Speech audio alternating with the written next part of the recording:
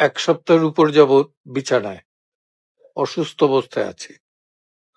আজকে আমার জন্মদিন।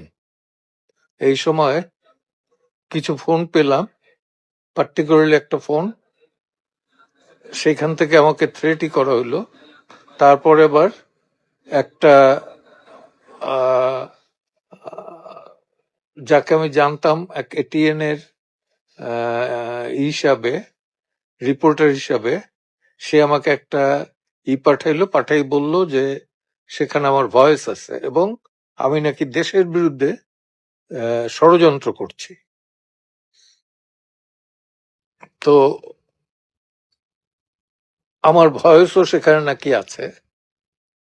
কার সাথে কি ভয়েস আছে সেটা মিলিয়ে দেখুক। এইভাবে আমার নামে বদনাম করার জাস্টিফিকেশন আমি খুঁজে পাই না। করতেছেন যিনি জনৈক ইলিয়াস আলী, না ইলিয়াস হোসেন কি যেন নাম, এক সময় নাকি চ্যানেল 21-এর চোখে প্রোগ্রাম করতেন, বিদেশে আছেন তিনি। শুধু আমার বিরুদ্ধে নয়, আসিফ নজরুলের বিরুদ্ধেও বলছেন, সেনাপ্রধানের বিরুদ্ধেও বলছেন। তবে আমি একটা জিনিস ক্লিয়ার করতে চাই, আইনজীবীরা আমাকে গত 12 বছর যাবৎ চিনেছেন। আমি সাদা প্যানেলের হলেও তারা কিন্তু সবাই বলেছে, সাদা প্যানেলের অন্যান্যরা, যে আমি আওয়ামী লীগের না। আমি আওয়ামী লীগ, বিএনপি এবং অন্যান্য যারা বাম আছেন সকলের ভোট পেয়েই কিন্তু হয়েছি। কম ভোট না, 2-3 নম্বর ভেতর আমি ছিলাম।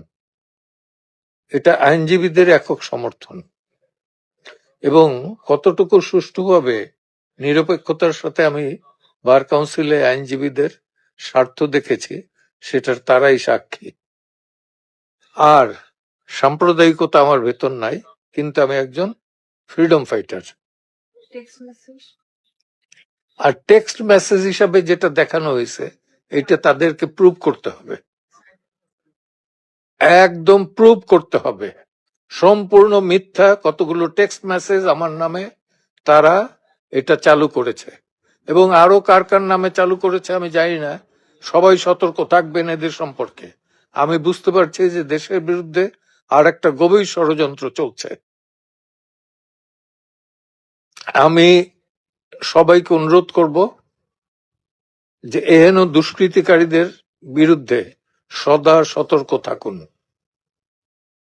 আর আইনজীবীদের বেলা, আইনজীবীদের স্বার্থে আমি কখনোই এক পা পিছাইনি, এতটুকু আত্মসমর্পণ বা দুর্বলতা দেখাইনি।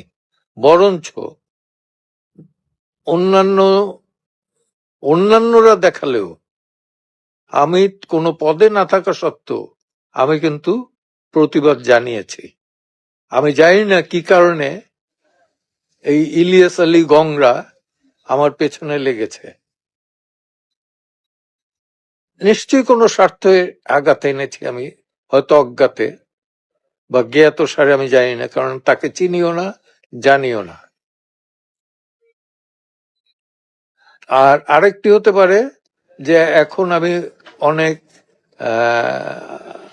আওয়ামী লীগারদের মামলা করছি, সেটার কারণে হতে পারে একটা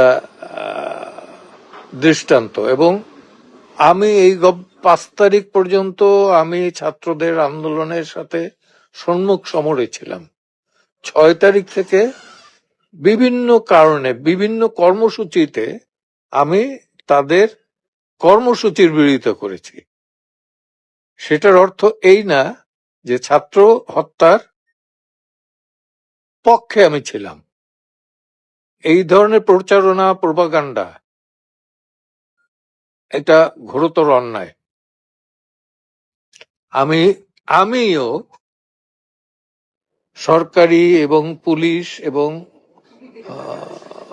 সকল সংস্থার প্রতি আবেদন জানাবো যাতে তারা এই বিষয়টা দৃষ্টি দেয় এবং কঠোরভাবে নিয়ন্ত্রণ করেন। সকলকে ধন্যবাদ।